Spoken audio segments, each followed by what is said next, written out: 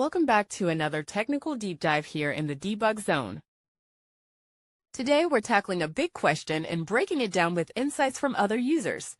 Hopefully this clears up some misconceptions and helps you get the answer you need.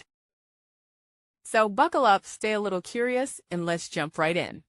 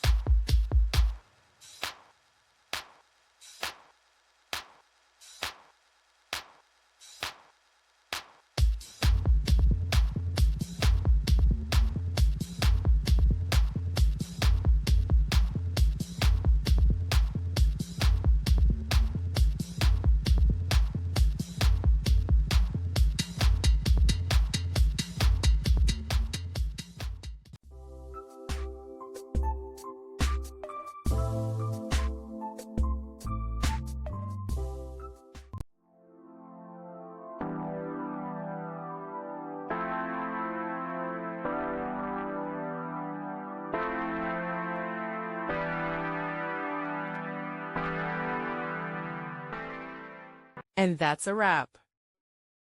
I hope you found the answer you were looking for. If you did, take a second to hit that subscribe button. It really helps out. And let me know in the comments which solution worked best for you. See you next time in the debug zone.